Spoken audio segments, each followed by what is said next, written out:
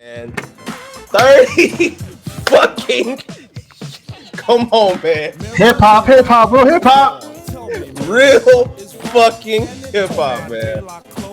My nigga, this is man. like, yo, this is Son. one of my mom's first favorite hip hop songs. Son. De La Soul and EPMD. Like, my nigga, I remember being in a fucking blue Ford, whatever the fuck. Man. My earliest memories is that fucking De La Soul tape. I will be right back. But y'all please discuss and let the people know who don't know why I had to play Me, Myself, and I. No, man. So this actually came out, I think, yesterday, right? Either yesterday or Tuesday, but pretty recent. De La Soul's music is finally all coming back to streaming on March 3rd.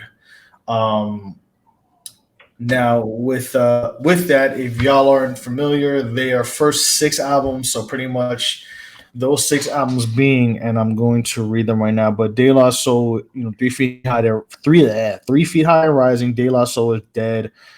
Stakes is high. Balloon Mind State. Bionics, and I hate that I'm forgetting the one in between there, but I'm gonna bring it up right now. Which one was the Red Man shit? I got you. It's 3 feet high and 3 feet high and rising. De La Soul is dead. Balloon Mind State. Stakes is high. Artificial Intelligence and artificial intelligence mosaic thump, and then artificial intelligence bionics. So their first 6 albums under Tommy Boy are going to be back on streaming on March 3rd.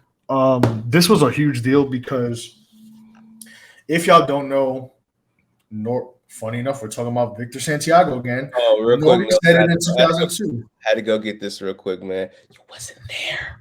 You wasn't there. You wasn't there, nigga. Hip hop, starting the party at the dark. Nori said in 2002, "Fuck Tommy Boy, them blank just suck." Son, yeah. Son, this has been it. It was so bad for them. It was so bad. They put out the reason I even have that record. They put their albums out for free download on their website at one point because they were so pissed off that they weren't making no money off of it. Like, bruh, this is it. This is bad. Like, yeah, it's crazy. Yeah, what is the story on for the listening audience of how shit for me? Snafu even happened from back in the day, the sample clearance. So let me share. I'm gonna share my screen. Yeah, I'm gonna share my screen real quick, and I'll read the Variety article and also break down the story. So just one quick second. I mean, if you need me to do it, just put in the private chat. I'll put it up. I'm here. Can y'all see this? We're good. Let me see. Variety. Skip ad, and we should be good. Y'all can see it, right? Yeah. There we go. All right. So pretty much, so the catalog was pretty much fucked up because of sample clearances. Because when they were releasing these albums, Tommy Boy pretty much put the albums out. This is in the very beginning era of sample clearances, where literally anybody who they found out was using samples, they were literally taking anything they could from them. You're dead. De La Soul was one of the first casualties of sample clearance issues. Hence why they barely made any money off the albums, and pretty much Tom Silverman took all that money and did what he did. And like I said, if you want to ask, even Nori and Capone have valid stories about Tom Silverman being a dickhead, and that's another discussion for another day. But let me just read this. I don't know why I keep shut up.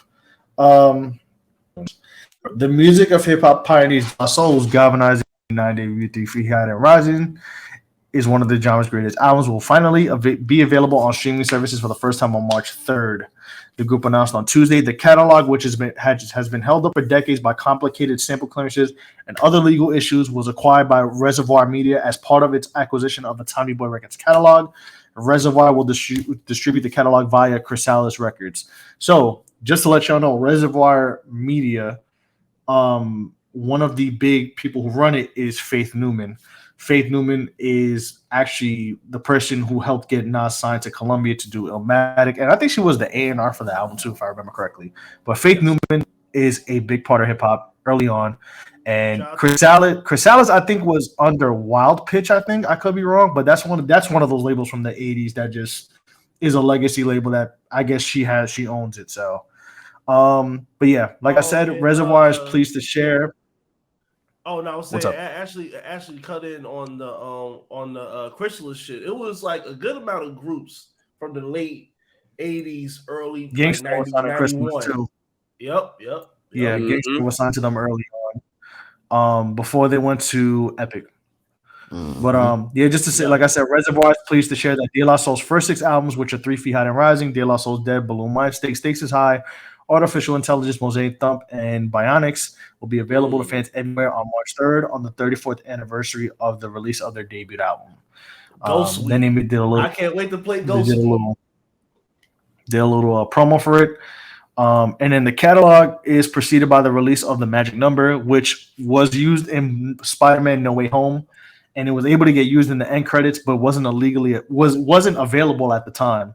So pretty much nobody had to give them clearance, and they pretty much could just use it, and that's what it was. But like I said, I'm kind of just reading up. Obviously, we know me, myself, and I. Plug Tune In, Say No Go, The Magic Number. We know how important De La Soul's first 3 to 4 albums are in hip hop. We'll discuss that when we get there. But like I said, the albums and other groups' early recordings for decades were mired in legal issues with Tommy Boy, stemming from both the extensive use of uncleared samples, which was unexplored Wild West at the time, and the group's contract with the company, which the members signed when they were teenagers. Consequently, their early recordings have never been available on streaming services, but all of that is about to change. De La Soul thank everybody for doing it. Like I said, Faith Newman dropped her statement. Glad they're gonna get that out there. But yeah, pretty much. So Nelson, I'm about to share their site while you talk, so that so people can also see just like what they're just see what's going on with De La Soul now, like as far as like where you can pre-order and shit. Like you can go straight to the source and get all these things that we just talked about. Like you can see I'm about to get the t-shirt and support them. Why not? Yeah, I mean you can buy the album like right now if you want to, like 3 Feet High and Rising. But I mean at the same time, like you're getting a March. Shout out to Cell. So they got Cell. What's good, man? We got good, man. But yeah, they definitely. I mean, this has been something that's been going on for years, and I think weirdly enough, the streaming era really heightened the issue of sample clearances, especially with them. Yeah, I might have to cop that yellow and magenta. Nice. Title number 1: yellow or magenta. That magenta might help. That magenta might, accentuate the feng shui. In the second room. You know what I mean? You yourself and Nell.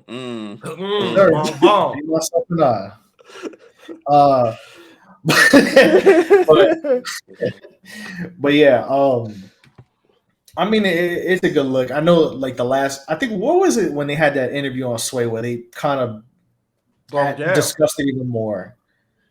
How long ago? That was like 5, 6, 7 years ago, maybe. Yeah, that was about because that was like 5 years ago. That was like 1918.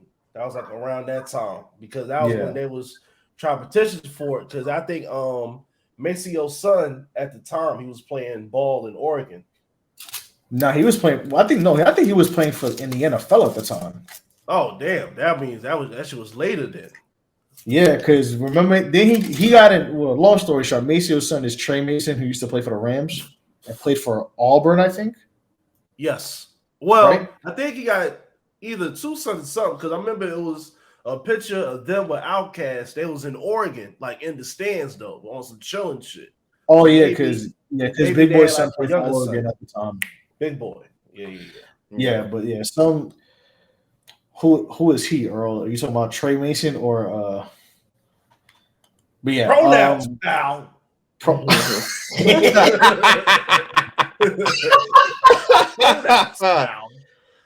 Second title, pronouns pal. Shout out to Teen Titans Go. They wrote a couple of raps on Teen Titans Go. No, like most of the musical numbers. They haven't been slouched. They've also been on tour with Gorillaz, the band. They've also been in a lot of behind the scenes stuff, man. Oh yeah. Somebody clear that up for me. Thank you.